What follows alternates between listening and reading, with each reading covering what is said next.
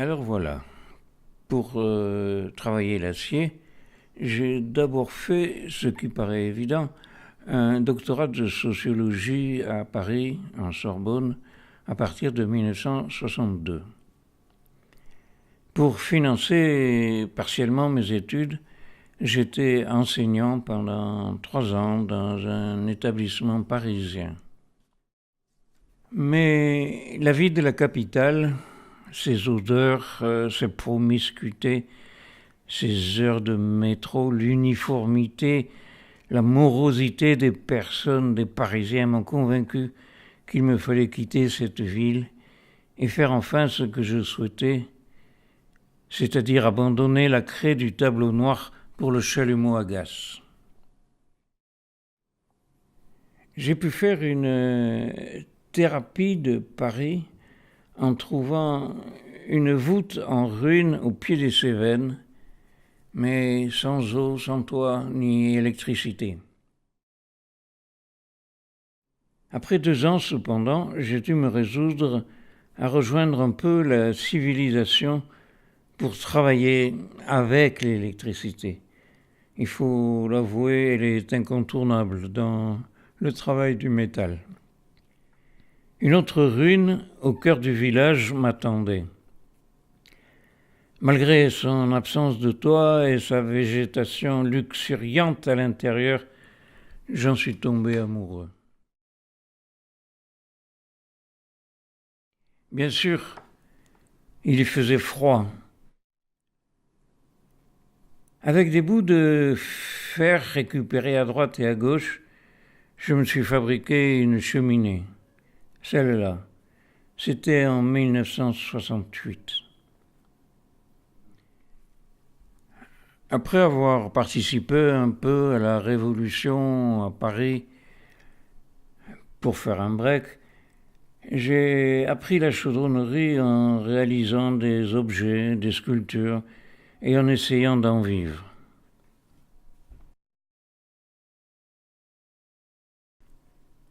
Heureux de ma première cheminée, j'ai voulu en faire une autre dont le feu serait visible de partout. J'ai fait un modèle pivotant, le premier au monde, je crois bien.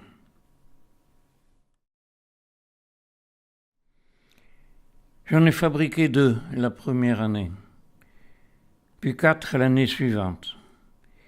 Mais, feignant de nature, j'ai cherché un atelier de chaudronnerie susceptible de réaliser mon modèle avec des vrais outils de chaudronnerie. J'ai essuyé beaucoup de refus, sous prétexte que ça ne ressemblait pas vraiment à une cheminée et que ça ne se vendrait jamais.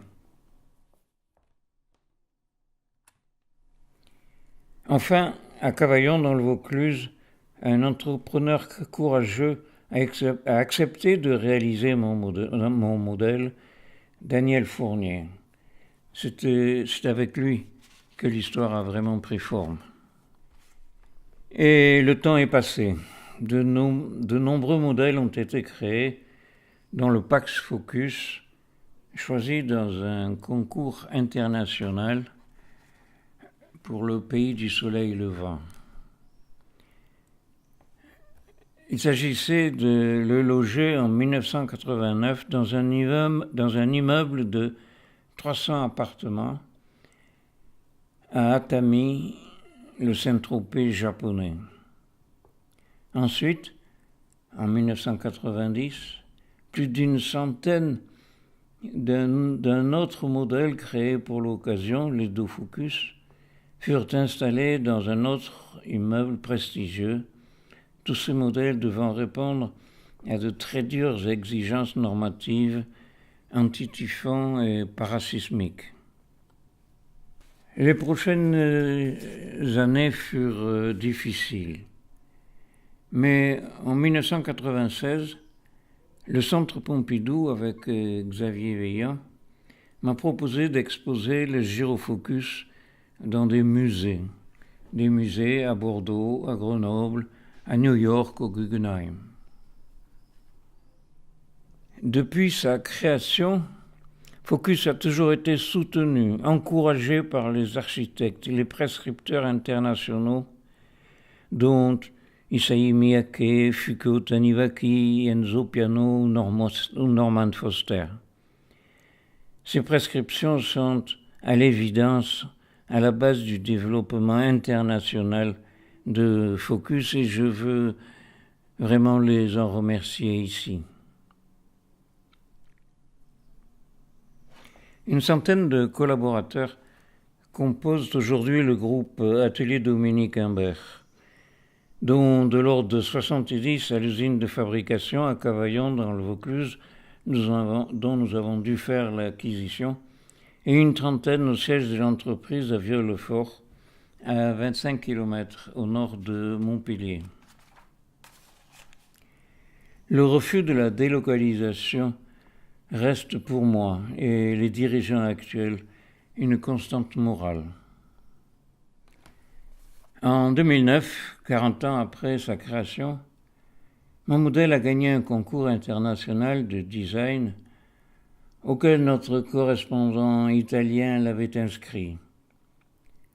Ce concours télévisé a présenté une sélection d'une centaine de produits créés par de grands designers européens. En gagnant le prix de la più bella cosa del mondo, c'est-à-dire le plus bel objet du monde, le Gyrofocus a eu droit à être enterré dans un jardin public pour participer à un musée du futur.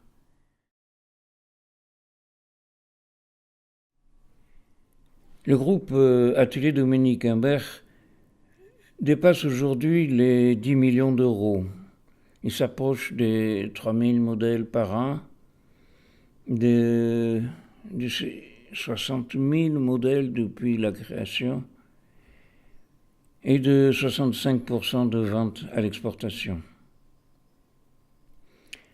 À l'exemple du Slim Focus à bois, puis à gaz, beaucoup de créations récentes doivent répondre à une évolution majeure du marché de la cheminée due aux nouvelles contraintes normatives du monde occidental.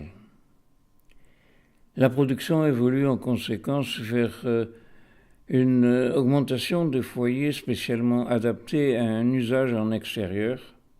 Elle propose de nouvelles finitions en blanc, la gamme White, et de nouveaux modèles à gaz, dont le Boa Focus et le Lens Focus qui viennent de voir le jour.